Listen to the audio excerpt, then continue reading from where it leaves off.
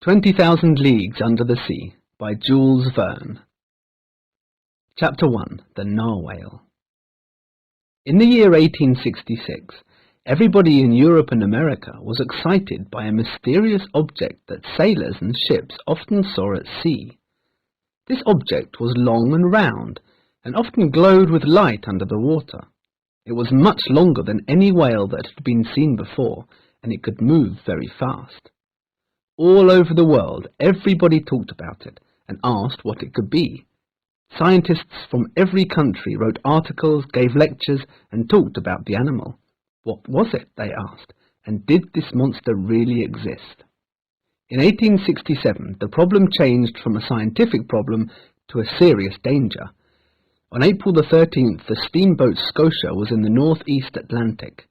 At 4:17 p.m., the boat was hit by a sharp object, and water quickly went into the boat. The captain told the passengers to stay calm and told them that there wasn't any danger. He then continued to sail the ship to Liverpool. When the engineers looked at the boat, they couldn't believe their eyes. 2 meters below the watermark, there was a large hole in the shape of a triangle. The newspapers wrote about the story, and the public demanded that the monster must be caught. At the time these things were happening, I was returning from a scientific trip in the United States of America. I was waiting to go back to my job as professor in the Paris Museum of Natural History. As I waited in New York before my trip back to France, I was asked by the New York Herald newspaper to explain the problem. Here is what I wrote on April the 30th, 1867. The ocean is totally unknown to us. What happens there? What animals can live 15 or 20 kilometers under the sea? We do not yet know all the living things that live at the bottom of the sea. The common narwhale or sea unicorn is often 30 meters long. If the size and strength is increased by 10, then this could be the animal we are looking for. The narwhale has an ivory tusk just like an elephant, which is as hard as iron. If this weapon were 10 times stronger, then it could make a large hole in the ship. Therefore, until I get more information, I have to think that the monster is a huge narwhale. Professor Aronnax, Paris Museum. The US Navy read my newspaper article and made plans for an expedition to catch the narwhale. A very fast black boat called the Abraham Lincoln was prepared and loaded with guns and weapons. 3 hours before the Abraham Lincoln left, I received the following letter. To Mr. Aronnax, Professor of the Paris Museum, 2nd of July. Sir, if you would like to join the expedition of the Abraham Lincoln, the United States government will be happy to have you aboard. Captain Farragut has a cabin waiting for you. J.B. Hobson, U.S. Navy. Conseil! I shouted in an impatient voice. Conseil! Conseil was a loyal man from Holland, who came with me on all my journeys. Did you call me? He said. Yes, my boy. We must be ready to leave in 2 hours. Where are we going? He answered. You know about the monster, Conseil, the famous narwhale? We are going to catch it. We arrived at the Abraham Lincoln and I was introduced to Captain Farragut. He was a good seaman and his sailors liked him very much. He gave everybody guns and harpoons to attack the animal. One of the sailors was a man called Ned Land. He was 40 years old, tall and strong. He was known as the King of Harpooners, and could throw a harpoon with a lot of speed and strength. However, Ned Land didn't believe in the narwhale. But if the narwhale doesn't exist, how do you explain the Scotia's accident? I asked. Because it's not true, he answered. On July the 20th, we arrived in the North Pacific, and for the next 3 months looked everywhere for the narwhale. We saw nothing. By November the 2nd, the captain and the crew were ready to stop looking, and so decided to spend only 3 more days looking for the whale. For 2 days we didn't see anything that looked like a giant narwhale. But at 8 o'clock on November the 5th, Ned Land shouted, "Look out! The thing we are looking for is on our starboard side." We all looked out at the sea. The animal was under the water and was lit by a very strong light. Seeing the size of the whale, the captain ordered the boat to be turned around and we desperately tried to escape. But it followed us, and then, after a few moments of panic on board, it disappeared. No one slept that night thinking about the whale. At 8 a.m. the monster came back, and I could see that it really was 40 meters long. This time, however, we were prepared for the shock of seeing such a beast. "Is your engine ready?" asked Captain Farragut. "Yes, Captain," answered the engineer. "Well, let's go." Our ship chased the animal all day, but at no time did we manage to catch it. "So," said Captain Farragut, "the animal goes faster than my ship. Well, we'll see if he goes faster than a bullet." With this, he picked up his gun and fired. The bullet hit the narwhale, but didn't go in and simply fell into the sea. The animal disappeared again, but later that night we saw the electric light only 5 kilometers away.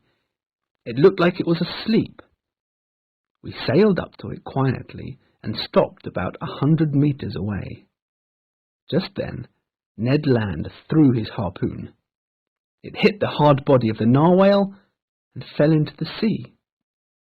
Suddenly, the electric light went out.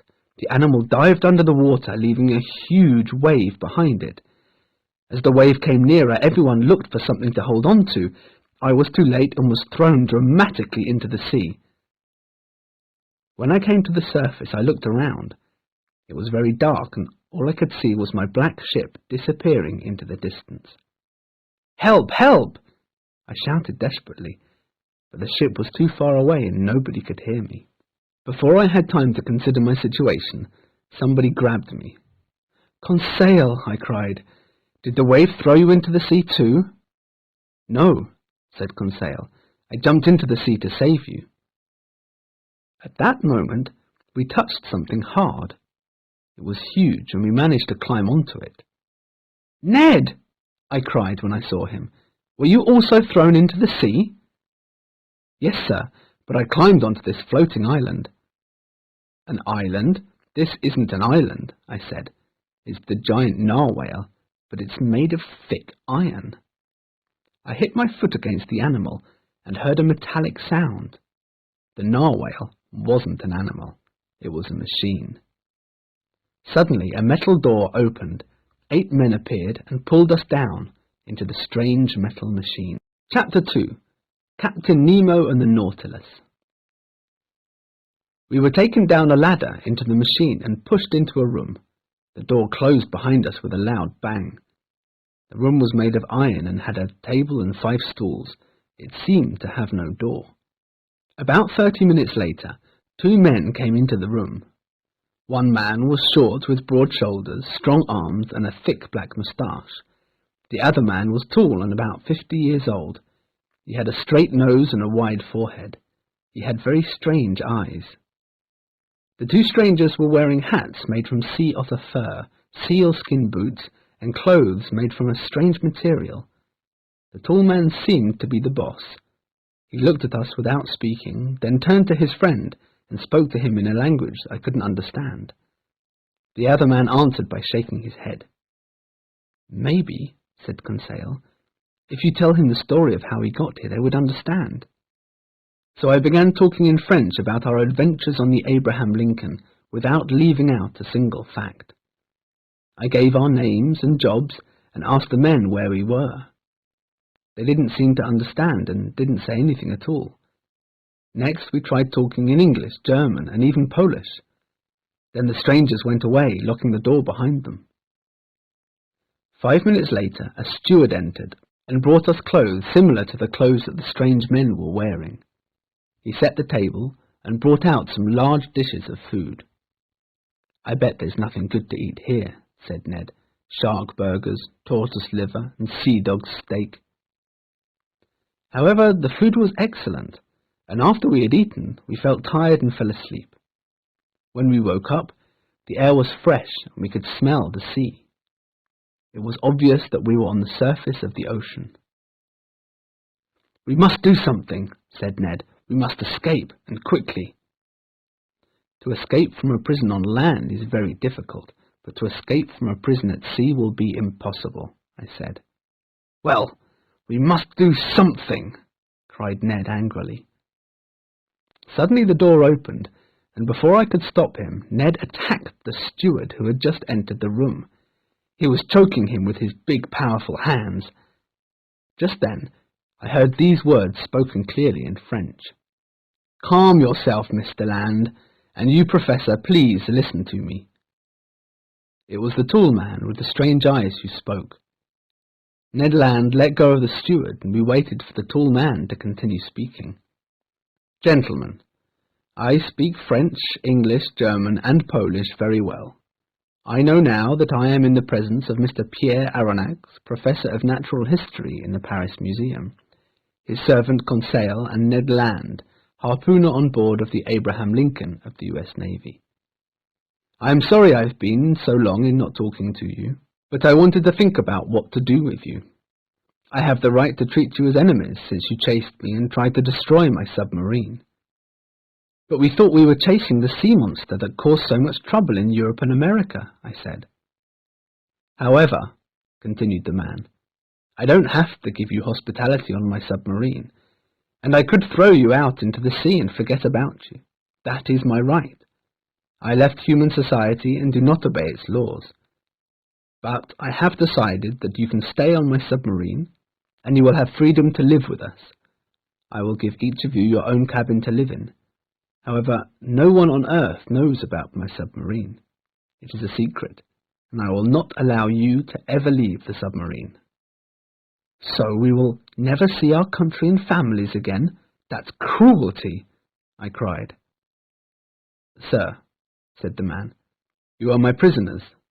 You have a simple choice, to drown in the sea or live a comfortable life on board my submarine. However, you will have the opportunity to study the ocean and see what no man has ever seen before. You will have a wonderful life on board my submarine." There followed a moment of intense silence, only broken by my friend. "But what is your name?" asked Conseil. "Captain Nemo," answered the man, "and my submarine is called the Nautilus. Now, gentlemen, breakfast is ready."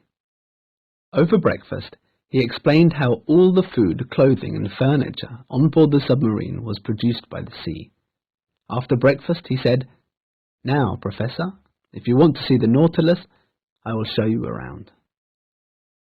I stood up and followed him into another large room. It was a library. There were big wooden bookcases containing a huge number of books, brown leather sofas, and desks to read on. "Captain Nemo," I said, "this library is bigger than any other library I have seen. How many books do you have?" 12,000, Mr. Aronnax, he replied. "You are welcome to use these books. I even have a copy of your book, Great Submarine Grounds." Then he opened another door, and we went into another big room. It was an enormous museum. There were pictures painted by the most famous artists, a large piano, and a huge collection of sea plants, shells, and other things from the sea.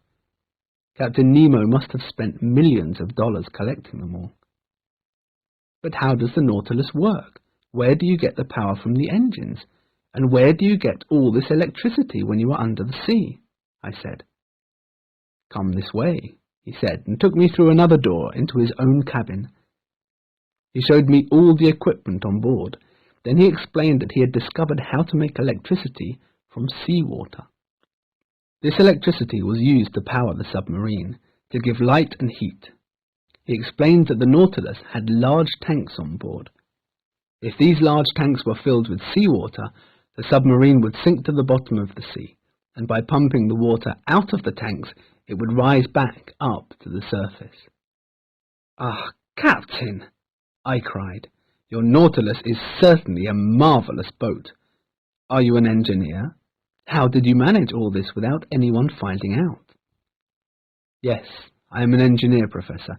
I studied in London, Paris, and New York, and I built the Nautilus in a secret place on a desert island," he said. "One last question, Captain. Are you rich?" "Yes, Professor," he said. "I am very, very rich." Chapter 3. Walking at the Bottom of the Ocean. "Now, Professor," said Captain Nemo, "I am going up to the surface. He pressed an electric bell 3 times, and the pump started to pump water out of the tanks. The Nautilus started to rise, and then suddenly stopped. "We have arrived," said the captain. We climbed the iron ladder and went out onto the platform on top of the Nautilus. The sea was beautiful and calm, and we couldn't see anything except for the sea. The captain made some calculations and then said, "Mr. Aronnax, we are 400 kilometers from Japan. Today, November the 8th, we start our journey under the sea." We went back down into the submarine, and I met Ned Land and Conseil in the museum room. We talked about what we had seen and where we were. "I have seen and heard nothing," said Ned Land. "Well, Ned, the only thing to do is to keep quiet and watch what happens," I said. "Watch?" exclaimed Ned. "But there's nothing to watch in this iron prison." Suddenly, the light went off and a shutter opened. A large glass window was in front of us, and a bright electric light shone out into the water. "Wow! It's like being in an aquarium," said Conseil, and for the next 2 hours we watched, fascinated by the many different kinds of fish and sea animals swimming next to the Nautilus. For the next 8 days we travelled under the sea, and only came to the surface to get more air. I didn't see Captain Nemo at all, but on November the 16th I found a note in my room.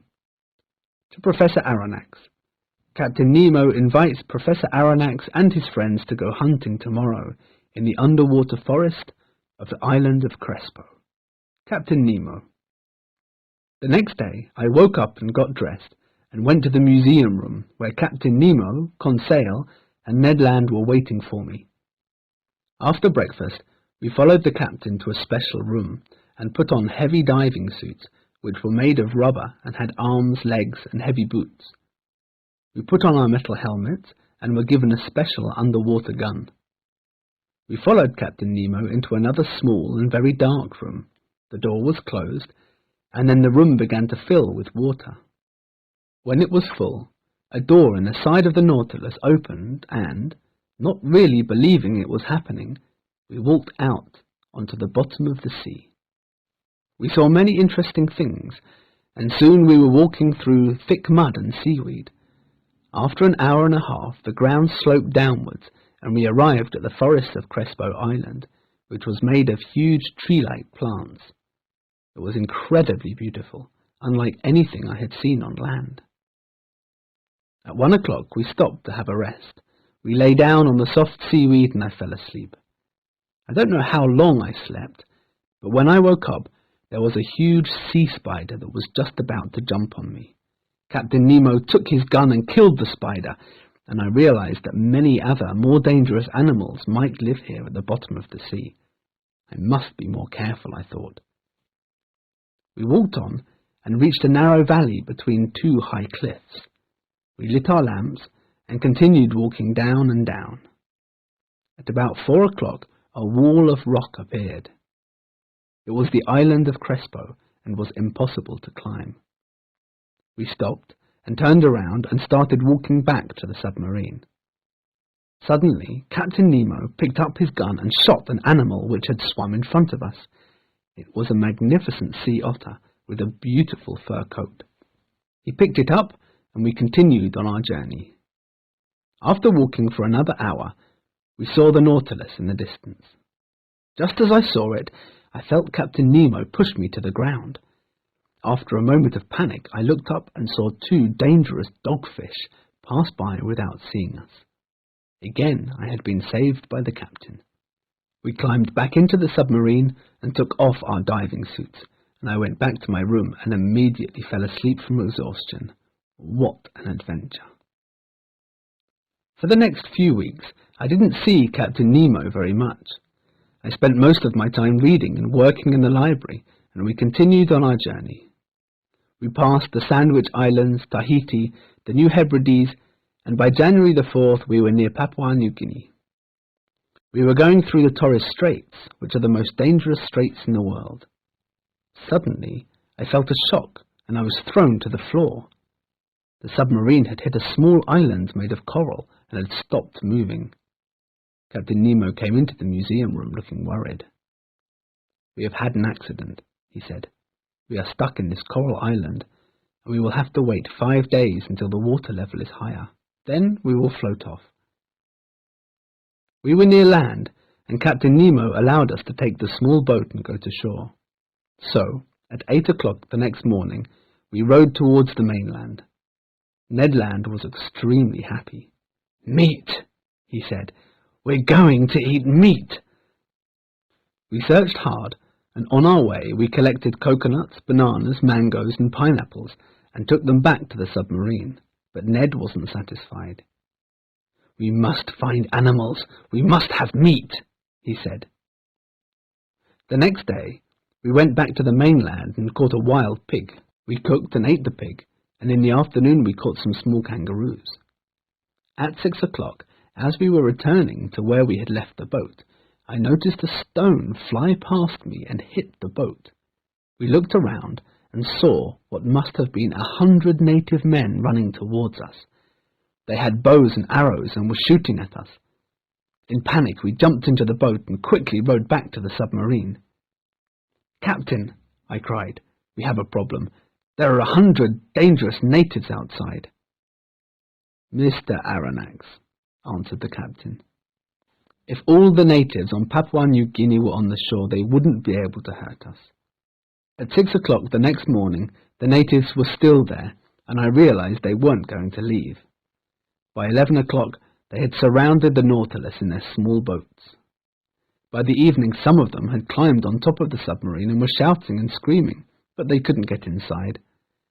I went to bed, and I must say that I didn't sleep very well. In the morning, the natives were still on top of the submarine, making a terrible noise. At 2:35 p.m., the submarine started to float, and a few minutes later, the Nautilus sailed under the waves, and the natives all fell into the sea. Chapter 4. Pearl Fishing and the Secret Tunnel. By January 21st, 1868, we had travelled 6,000 leagues of the Pacific, and we were sailing across the Indian Ocean. On January the 28th, we were near Sri Lanka, and I met Captain Nemo in the library. "Sri Lanka is very famous for pearl fishing," he said. "Would you and your friends like to see where they grow?" "Yes, I would like very much," I said. "But, Mr. Aronnax, I hope you are not afraid of sharks." "Sharks?" I cried. "Don't worry," he said, laughing. "We will have weapons with us." "It could be dangerous, but yes, I'll be ready." I told Ned Land and Conseil, and they were very excited. The next morning, I woke up at 4 o'clock and went into the museum room to meet Captain Nemo and my friends. 5 sailors from the Nautilus were waiting in the small boat and rowed us towards the shore. At 6 o'clock, we put on our diving suits, and I said, "Where are our guns?" "Guns?" said Captain Nemo. "What for? Here is a knife. This is all you will need." "Okay, let's go." Rather frightened, I put on my metal helmet and climbed out of the boat into the water. We followed the captain down a hill and under the waves, and went down and down. At the bottom, we stopped where Captain Nemo pointed to a huge oyster. Inside the oyster, I could see an enormous pearl. It was as big as a coconut, and was probably worth about $4 million. I stretched out my hand to take it, but the captain stopped me and shook his head. We turned around and walked back up to the shallow water. Suddenly the captain stopped, and he pointed to something. About 20 meters away, an Indian man was diving into the sea collecting oysters. He didn't see us, and we watched him collecting oysters from the bottom of the sea. Just then, a huge shark with its mouth open swam towards the Indian. Within seconds, Captain Nemo had jumped up and stabbed his knife into the shark's stomach. The sea went red, and all I could see was Captain Nemo fighting with the shark through clouds of blood. He fell on the ground and was just about to be eaten by the shark when Ned Land jumped in and killed the shark with his harpoon. The captain walked to the Indian and helped him back to his boat. The poor Indian man was clearly very scared to see us in our metal helmets and rowed away quickly. We walked back to the Nautilus and took off our diving suits. "Thank you, Ned," said the captain. "You saved my life." The next day we left Sri Lanka and sailed towards the Sea of Oman. Ned wanted to know where we were going. "I think we must be going to the Red Sea to visit the oceans of Egypt," I said. On February the 11th, the Nautilus entered the Red Sea, and on that day I met Captain Nemo on the platform. "Well, Professor, do you like the Red Sea?" he asked. "Yes, Captain," I answered. "It is very beautiful." "Unfortunately, we cannot go through the Suez Canal. However, we will be in the Mediterranean the day after tomorrow." "In the Mediterranean?" I cried. "But how will the Nautilus move over the land between the Red Sea and the Mediterranean?" I asked. "Mr. Aronnax," he said, "the Nautilus will pass under the land through an underwater tunnel." When I told Ned Land, he said, "Impossible, we will see." However, later that night, while Conseil and Ned Land were asleep, I watched as Captain Nemo sailed his submarine through a narrow tunnel and out into the Mediterranean. The next morning the Nautilus went back up to the surface. I went up to the platform with Ned and Conseil. "Where are we?" said Ned. "We are in the Mediterranean. Look and you will see the coast of Egypt," I said. "Wow! You're right! The captain is a very clever man. But now we are near Europe, we must escape," he said. I didn't want to stop my friends from leaving, but I personally didn't want to leave Captain Nemo. "If Captain Nemo offered you freedom today, would you accept it?" asked Ned. "I don't know," I replied. "But if we try to escape, we must be successful first time, because if we fail, we won't have another chance." "I agree," said Ned. "We must find a good opportunity to escape. For example, if we are near the coast, we could take the small boat at night and row to the shore." "Okay," I said. "When we find a good opportunity, Conseil and I will be ready." On February the 14th, I realized that the Nautilus was traveling towards Crete and the Greek islands. After breakfast, I went to the museum room and began to work. I studied until 5 o'clock, when I started to feel very hot. This was very strange because the sea shouldn't change temperature. I continued with my work, but it got hotter and hotter. I wondered if the submarine was on fire. Just as I was about to leave and look for help, Captain Nemo came in and said, 42 degrees centigrade. "I can feel it, Captain," I answered, "and if it increases, I hope you realize that we will all die." "The heat won't increase unless we want it to," he said. "Look, we are sailing through boiling water." The metal shutter opened, and I saw thick sulphurous smoke that smelt like bad eggs rising from the water. "Where are we?" I asked. "Near the island of Santorini. There is an underwater volcano here which makes the water very hot." "Well, we can't stay here any longer," I said. "No, of course," he replied. "We will leave at once." He pressed an electric bell and the Nautilus turned around and left the boiling sea. Half an hour later, we were breathing fresh sea air at the surface. On February the 16th, we left the Greek islands and sailed west. During the night, we entered the western Mediterranean, and instead of fish and sea plants, all we could see were shipwrecked boats at the bottom of the sea. We saw anchors, cannons, bullets, and pieces of broken ships. They were all covered in rust and seaweed. Some of these ships had crashed into other ships, while some had hit rocks and sank. As we came closer to the Straits of Gibraltar, I noticed more and more shipwrecks. How many sailors had died here, I wondered. Had anyone survived to tell the story? In the meantime, the Nautilus was travelling on at full speed amongst the shipwrecks, and on February the 18th, at about 3 o'clock, we passed through the Straits of Gibraltar. A few minutes later, we were at the surface and sailing on the waves of the Atlantic Ocean. Chapter 5. the Atlantic. We had been sailing for 3.5 months and had travelled nearly 10,000 leagues. Now the Nautilus was sailing on the Atlantic. I walked out onto the top of the submarine with Conseil and Ned Land. We could see Cape Vincent in Spain, and we were travelling up the coast of Portugal. The sea was very rough, and we all went back downstairs to my room. "Tonight we escape," said Ned Land seriously. "We agreed to wait for a good opportunity, and by tonight we will only be a few kilometres from Spain." He came closer to me. "This evening at 9 o'clock, he whispered. "At that time Captain Nemo will probably be in bed. We will go to the stairs and out onto the platform. We will take the small boat and put it into the sea. Then we will row to Spain. Everything is ready for tonight." Then Ned Land and Conseil went to their rooms to wait for the evening. At about 6 o'clock, I heard the tanks filling up with water, and the Nautilus went under the waves. I stayed in my room and waited. At 7 o'clock, I ate my dinner. I got dressed in my sea boots, sealskin hat, and warm clothes, and went into the museum room. Suddenly, I felt a shock, and realized that the Nautilus was on the bottom of the ocean.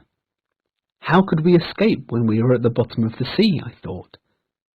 At that moment, Captain Nemo came into the museum and said, "Ah, Professor, I was looking for you. Do you know the history of Spain?" "Not very well," I replied. "Well, on October the 22nd, 1702, a battle took place on the sea in Vigo Bay. English ships destroyed many Spanish ships, which sank to the bottom of the ocean. However, the Spanish ships were full of silver, gold, and jewels." Just then, the metal shutters opened, and I looked out of the glass window into the water.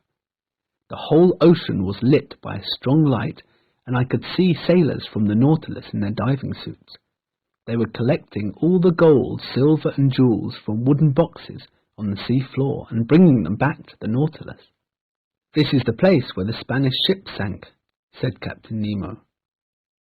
I could see shipwrecks of a whole fleet of ships, and each one of them had boxes and boxes of gold, silver, and jewels.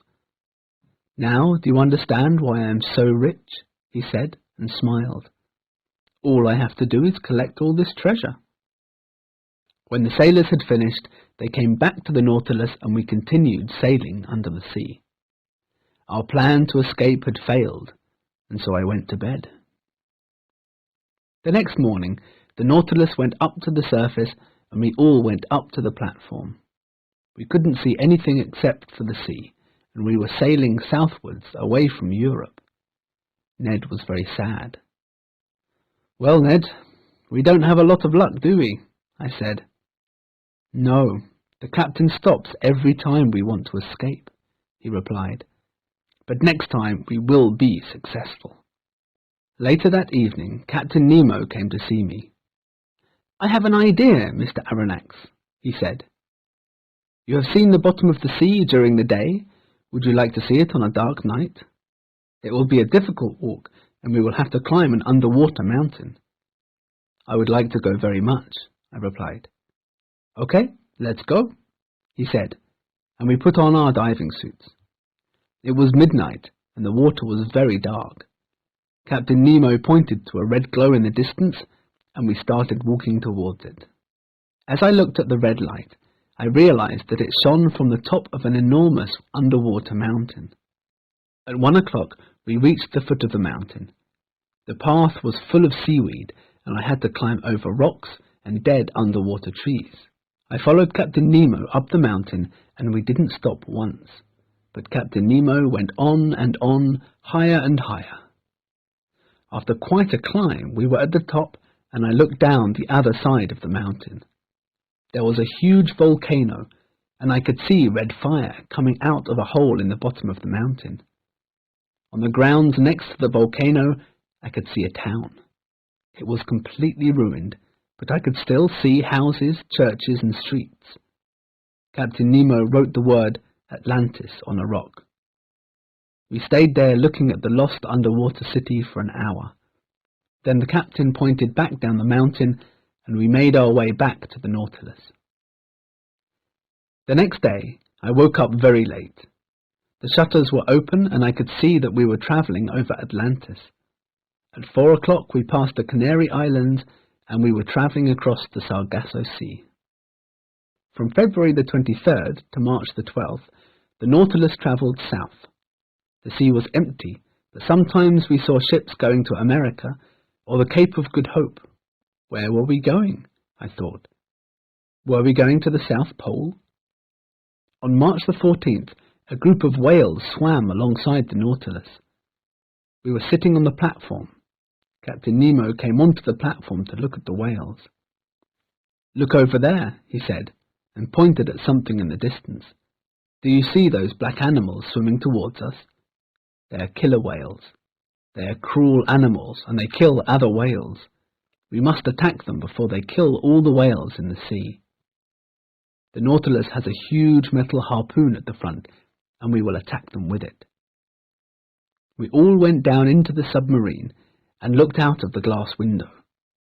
The Nautilus started to kill the whales, and after an hour we all went back up to the platform. The sea was covered with dead whales, and the Nautilus was floating in a sea of blood. Captain Nemo sailed next to the dead whale, and 2 sailors climbed on top of it. They took all the milk from its udders and pumped it into large glass bottles. The captain gave me a glass of fresh whale milk. It was still warm and the smell made me feel sick. "It's delicious," he said. "It's different from cow's milk and is very important for making butter and cheese."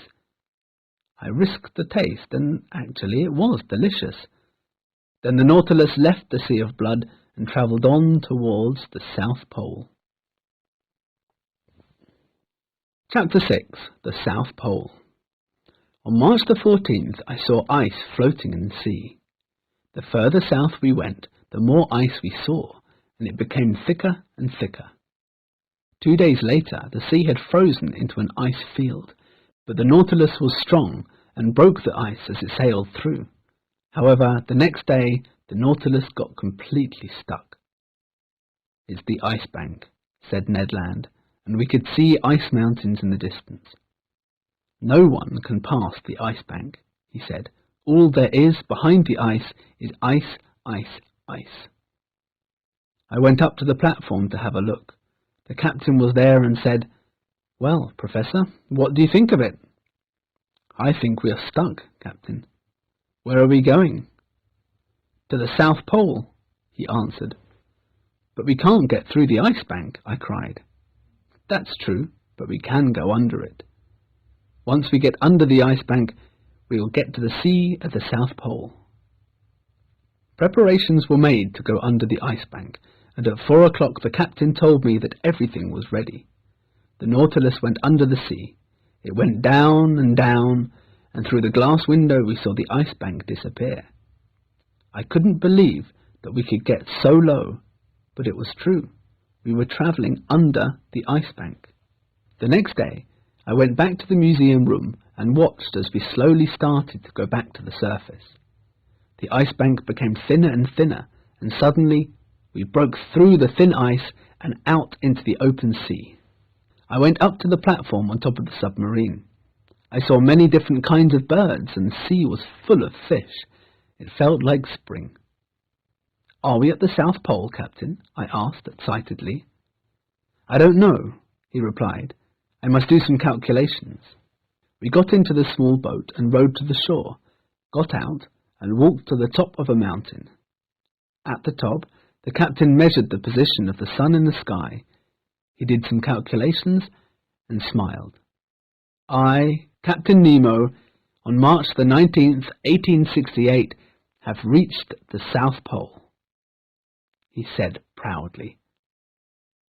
Then he stuck a large black flag with the letter N written on it into the ground. We were the first people to get to the South Pole.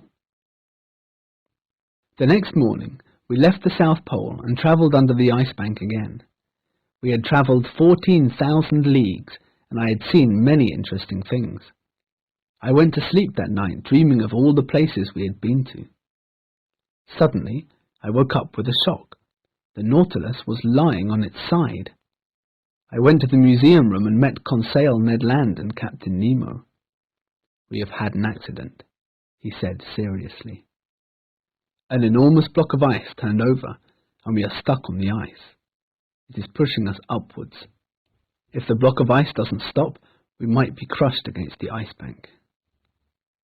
For the next 5 minutes, the whole ship was in a state of deep horror. Was the block going to stop?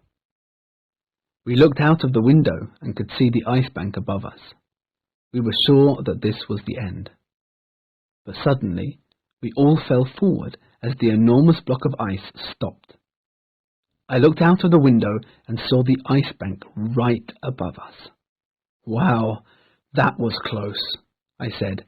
"Another 30 meters and we would have been crushed against the ice bank." Ice was on both sides of the submarine, and all that we could see was a huge wall of ice. Above us was the ice bank. Below us was the enormous block of ice. We were in a tunnel of ice. The only way to get out was to go forwards or backwards until we found a way out. The captain started the engines, and the Nautilus moved forwards through the ice tunnel. A minute later, it hit ice. The tunnel was blocked. So the captain started to go backwards through the tunnel. It moved through the tunnel for about 25 minutes and then hit the ice again. Ned Land and Conseil looked worried. "What's happening?" shouted Ned Land. "Where is the captain? We must find out what's going on." The door opened and Captain Nemo came in. For a moment he didn't speak. "We have a problem," he said seriously. "We are stuck in this tunnel of ice. Above us there is the ice bank. Below us there is the block of ice. Both forwards and backwards are blocked." "What are we going to do?" cried Ned Land. "I don't know," replied the captain. "We are trapped. There are two ways we might die. The first is to be crushed to death by the ice. The second is to suffocate, as we don't have very much air. The air tanks will only give us 2 days of air. But we can put on our diving suits and start digging the ice." The ice was about 10 meters thick, and about 12 sailors from the Nautilus went out to dig the ice. Ned Land, Conseil, and myself went with them. After 12 hours of work, we had only dug a small part of the ice.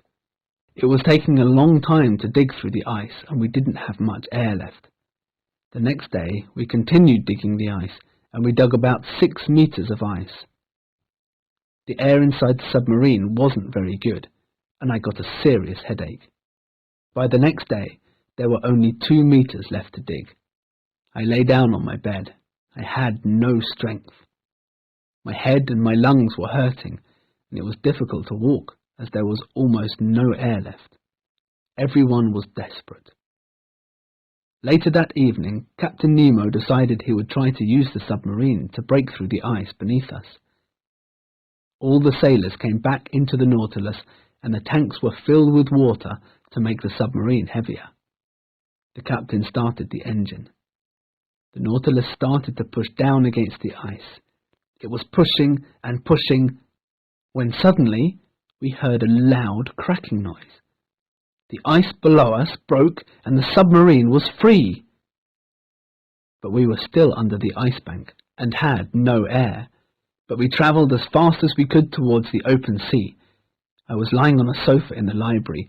My face was purple and my lips were blue. I couldn't move, and when I opened my eyes, I couldn't see.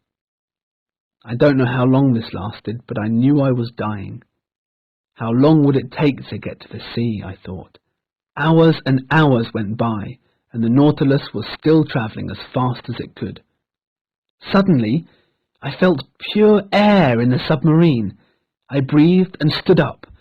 It was still difficult to walk, but I climbed up onto the platform and breathed in the fresh sea air. Slowly my strength came back to me. Ned Land, Conseil, and Captain Nemo were all on the platform, and we thanked God we were still alive. Chapter 7. The End of the Journey. We were alive, and happy to be alive. But what would Captain Nemo do now, I thought. Would we go back to the Pacific, or would we travel towards the Atlantic? I soon realized that the Nautilus was sailing towards South America, and on April the 16th we saw the islands of Martinique and Guadeloupe in the Caribbean. We had travelled for 17,000 leagues, and I thought that the journey would never end. On April the 20th we passed the Bahamas and we sailed towards America. Later that morning Ned Land pointed to something out at sea, and 5 minutes later the Nautilus was surrounded by hundreds of small octopuses. "I have heard of giant octopuses that can drag a ship down to the bottom of the sea," said Conseil. "Do you believe in giant octopuses?" "No, I don't," answered Ned Land. Just then, out of the window, we saw something very big. "Look, a giant octopus!" said Conseil. We couldn't believe our eyes. The octopus was enormous. It was about 12 meters long and was swimming towards the submarine very quickly. It had huge green eyes and 8 long tentacles. It had its mouth open and we could see its large, sharp teeth.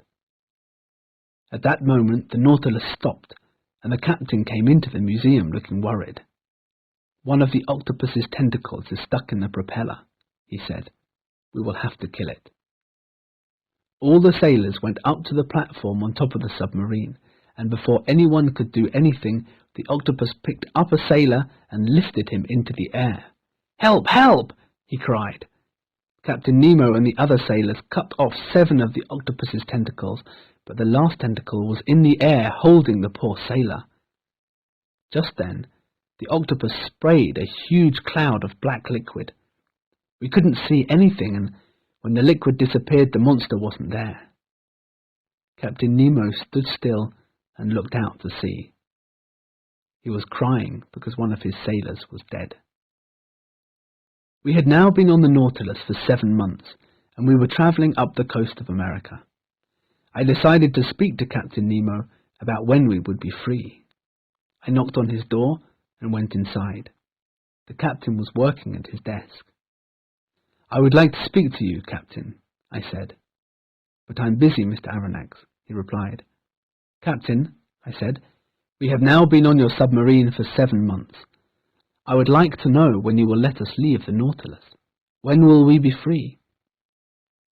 "Mr. Aronnax," he said, "I have the same answer now as I gave you 7 months ago. Whoever enters the Nautilus never leaves it." I told Conseil and Ned what the captain had said. "Well, we must escape," said Ned Land, "as soon as possible, as soon as the weather is good." However, on May the 18th there was a storm, and we had to travel east. We left the sea near New York and sailed towards England, and on May the 30th we saw Land's End. Later that day I heard a loud explosion. "What was that noise?" "A gunshot," answered Ned Land. We were on the platform, and I looked out to sea. I saw a large warship which was about 10 kilometers away. It was sailing very quickly towards us. I heard another shot, and a cannonball landed in the water close to the submarine. "Why are they firing at us?" asked Conseil. "Maybe they think we are the narwhale," I said. Just then Captain Nemo came onto the platform and said, "Go downstairs. All of you go down into the submarine." "What are you going to do, Captain?" said Ned Land. "I have no choice but to attack and destroy the warship," he said. We all went down into the submarine, and it went under the waves. However, it didn't go down to the bottom of the sea, but it stayed just under the surface. The captain pressed a button, and the Nautilus started to go faster and faster towards the warship. Suddenly, it hit the warship and went straight through it. The enormous warship started to sink, and I could see all the sailors drowning in the sea. I felt terrible because I couldn't do anything to help them. The warship disappeared under the water and sank to the bottom of the ocean. Captain Nemo went to his room. I could see him and saw that he was looking at a photograph of a young woman and 2 small children. He started to cry and kissed the photograph.